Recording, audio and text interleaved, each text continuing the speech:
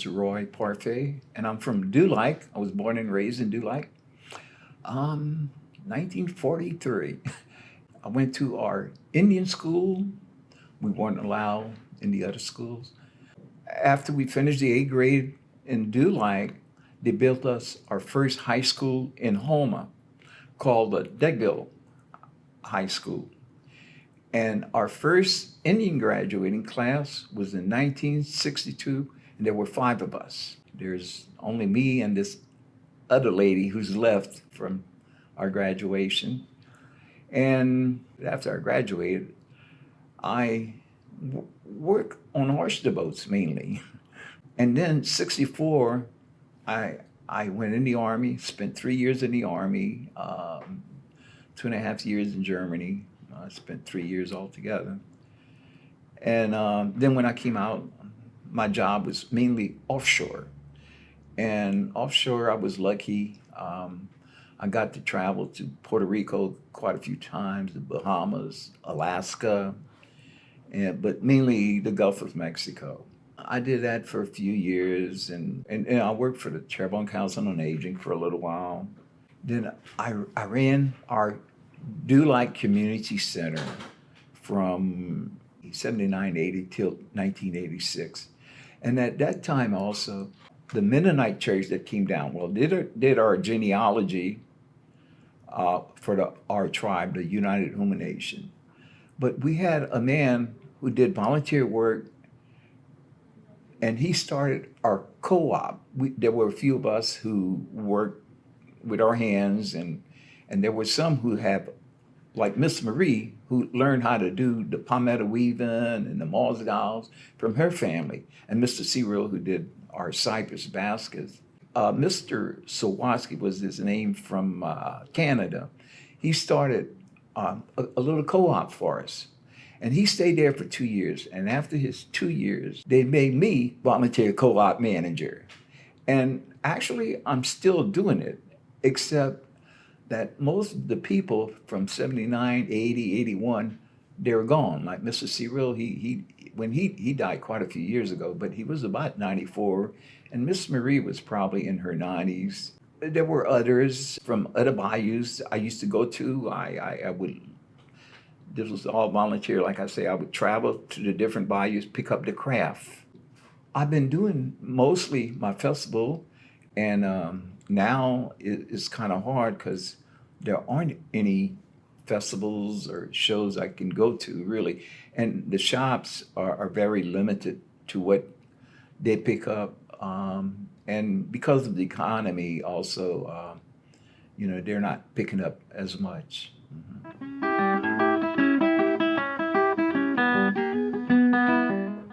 I started about 79. I started on my own, and this is what I was doing. But it's all done by hand. I cut the pattern out with a bandsaw, and then from there I start with a knife. And I started with a pocket knife, a Barlow pocket knife, regular pocket knife. And later on, I got a carving knife made, and I did what these other carvers usually do. They buy these straight razor, and it's a good metal. That's why. And I had 2 or 3 of these made, and that's what I carve with now, whenever I carve. And so I carve it all by hand, and these are the different stages. I cut it out with a bandsaw, like so, and then I cut off the edges, and then I'll put in the details, the wings, the eyes, and then I'll seal it. I'll seal it twice with a regular wood sealer, but you can use shellac, you can use polyurethane, and just about anything to make it shine. But I usually go back to my wood sealer. My craft shows, I've been to France 3 times, 93, 94, and 96. And then I was at the Smithsonian, what date? I think in the 80s and probably 91, 92. And I've been doing a jazz fest. It would have been my 41st year, but there's no more festival. And the Natchitoches Festival, I believe the same time. I would go to different people and pick up their craft and then sell it. Uh, and I would bring some of the craft people to festivals also, like Miss Marie and Ivy, Mr. Lawrence, who would build boats, and there was a Mr. Verrat I brought to the Jazz Festival one time, and he made a Palmetto Hut, one of our huts our people used to live in. But my grandpa and this from Dulike and this other man were the last two I heard from, were the last two to make dugouts, out of the cypress trees. And I've seen an uncle of mine make a steering wheel out of wood, with the pegs going out. Well, it was all wood. But and they said my grandpa would do some carvings, but I really started on my own. And we had people from Cherokee, North Carolina, who are well known, come down to our club. They were invited to the center, and they would give us classes. I still do my wood well, not so much lately, but I've been doing it for years. And I would get up, I wanted to grab my knife and carve, and I would carve like 12, 14, 18 hours a day. And that was every day. I could hardly wait. Only last year and a half, I think the shingles kind of changed in me some kind of way, and I wasn't there with that go energy, but I can tell you, for years and years, I would carve till 2, 3 in the morning, and like one of the jobs I had, the people allowed me to carve, well, it was easy. I was watching over people, and when they're sleeping, I do my carving, and that was real nice of them, and then they let me go up north to the shops where I would sell. I would sell to 2 shops in Cherokee and one in Gatlinburg for the longest times, But now I still go to Cherokee every year, and I've been doing it since the early 80s.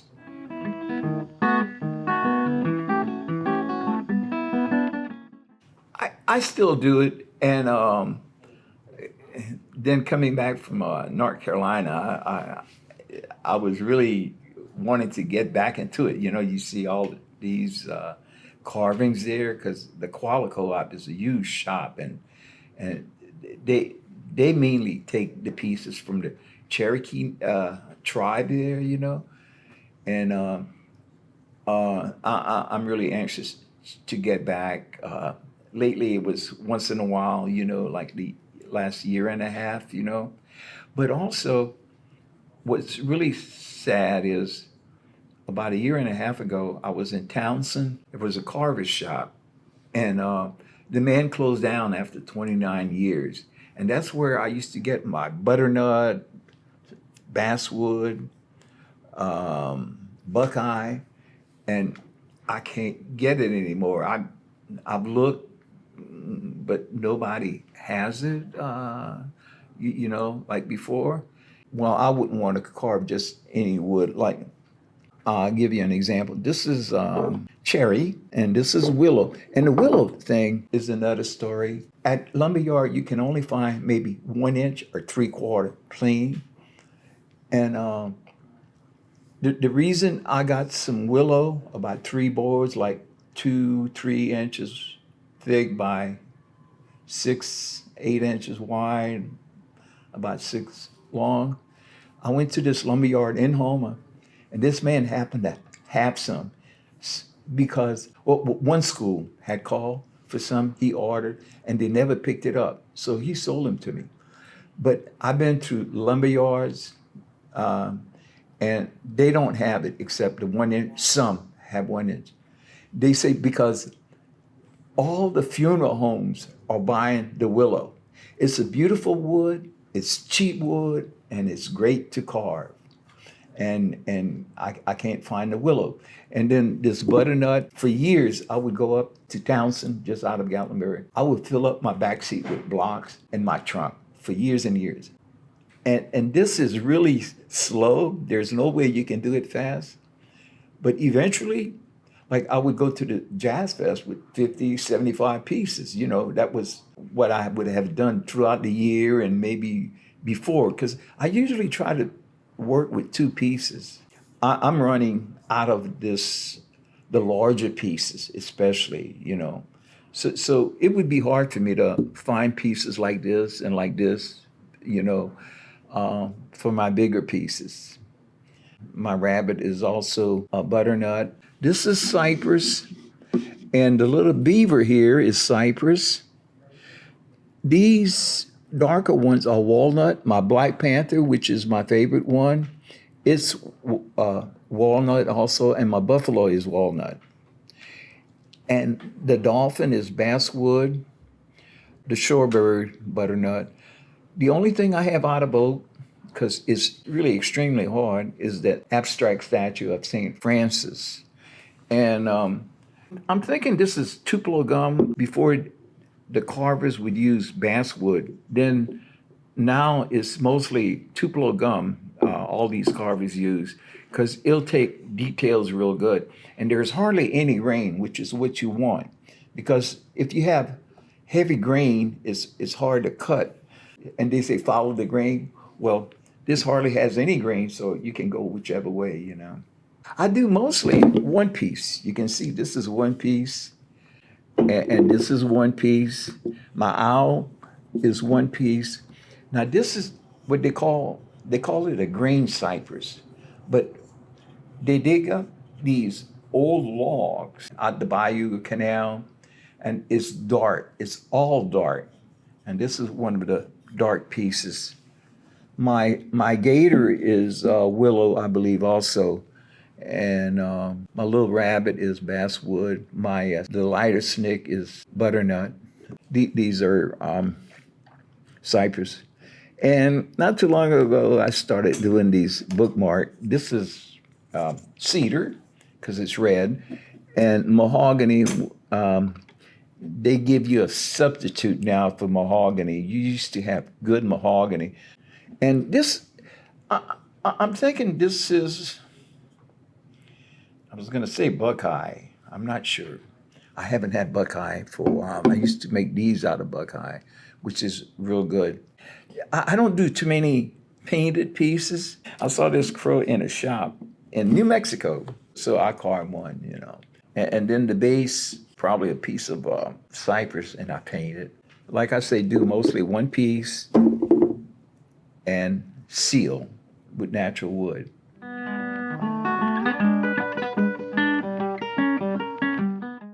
A lot of time. You need that patience. It's a lot of time. But you get to pick up a little speed. It's very relaxing. Hardly anything like it. And you're into it, you forget what's going on around in this world. And the thing to do is to just keep on. And what I still do is sometimes I love flea markets. I would pick up a model or something, that would hit me. And I get home, but I would change it some, to my own way.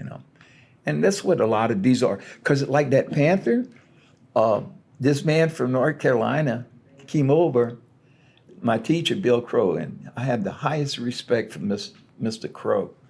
And he had a panther. And so I was going to do this one, and I started doing that one. And now the legs were a little higher, the body was a little higher, but I did it my way. And then he went and did one my way. But I'm not going to compare myself to Bill Crow because he was good. He could carve. He was well known. But yeah, it's to keep on doing it, because I remember my first little bear. I don't have any here. A lot of people say, "Is that a pig?" I say, "No, it's a bear." But my bear's different now. It looks like you can make it out as a bear.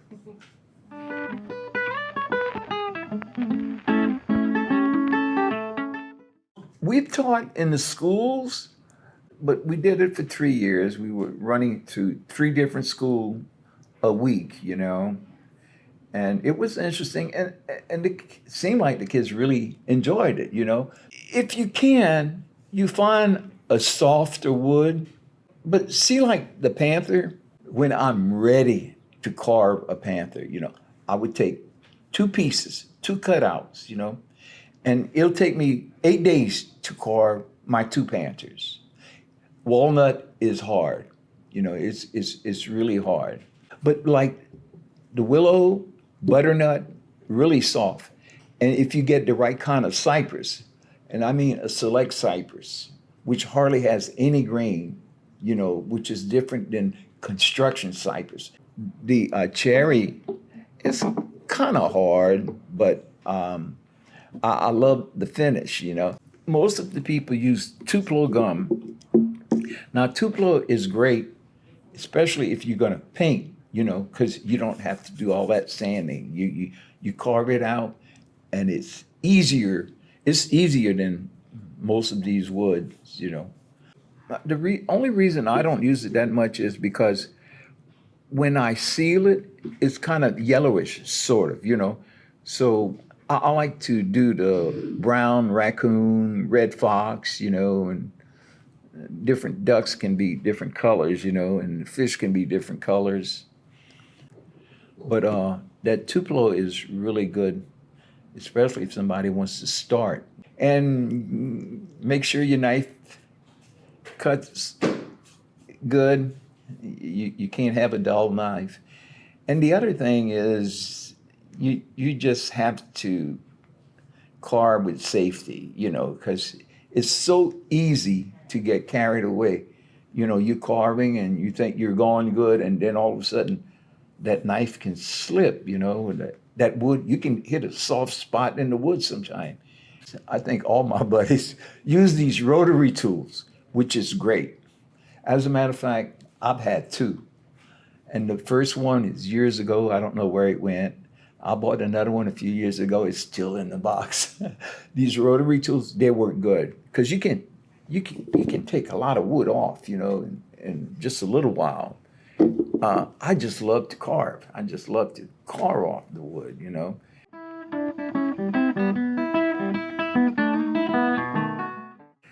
A lot of these people really couldn't travel.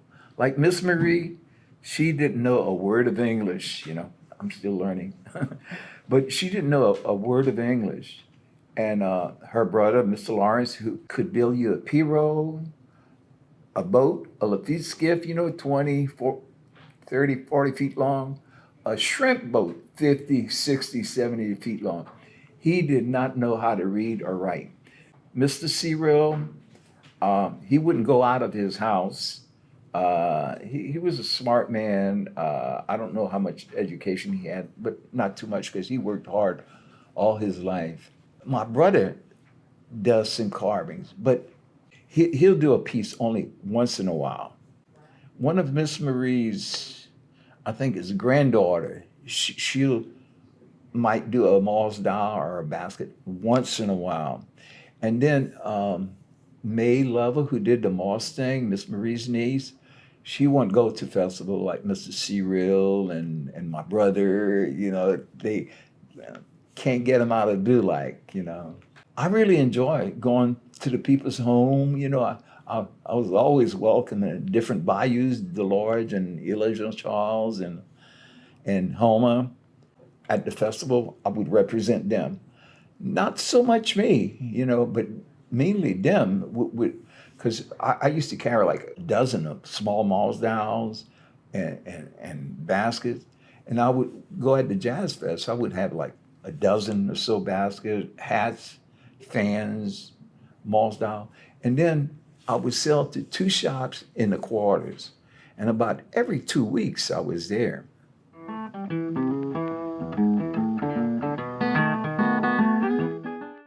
Actually, when I started, I wanted to do abstract. And for our club and the carvers who came down to help us, well, they were doing little animals. Then when I go to a show, what do they want? The smaller pieces, you know. Probably could never do it now, but I wanted to do abstract pieces. I still love them. Actually, it's bigger pieces I would love to do.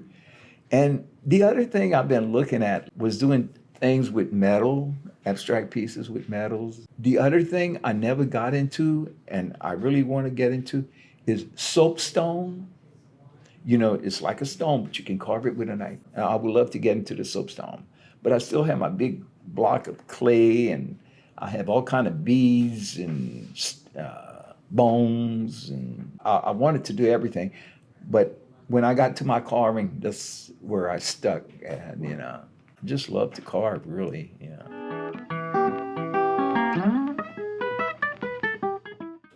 it's, it's gonna take a lot to bring it out. You know, I have a young cousin who really enjoys it. You know, and he really does great. He can carve wood. He can work with pine needles. He can work with cypress.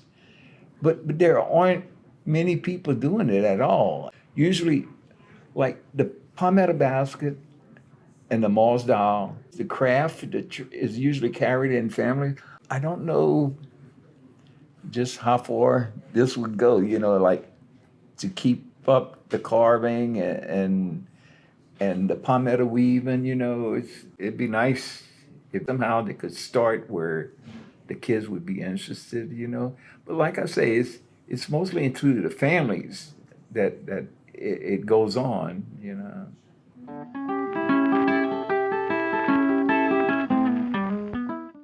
I just enjoy doing it, and but you know, sometimes, especially when it's a new piece, and then I'm finished with it, and I look at it, I say, you know, I said, did I really do that? You know, I mean, like my fish, I love my fish, my panther. You know, I feel good about doing it. You know, but I really think I tell everybody I think anybody can do it if they want. You know, um, and I really believe that because if you have the patience, if you want to grab that duck and start and and finish it, you know, I don't see anything wrong with saying that anybody can do it. I know there's you know people say no you can't. You know, I can do this. And what I'm saying is I've seen other people carve, which I don't think I could do, you know, all the carving. So that kind of contradicts itself, you know, but I really feel like just about anybody could do it, you know, really. But yeah, I enjoy it. Like like my panther and my turtle are the two hardest thing to do. And that turtle, it can really get complicated because you got to work in the neck and in the legs. But when I'm finished, I really I enjoy it. You know, I really enjoy the piece, and glad I can do something like that. You know.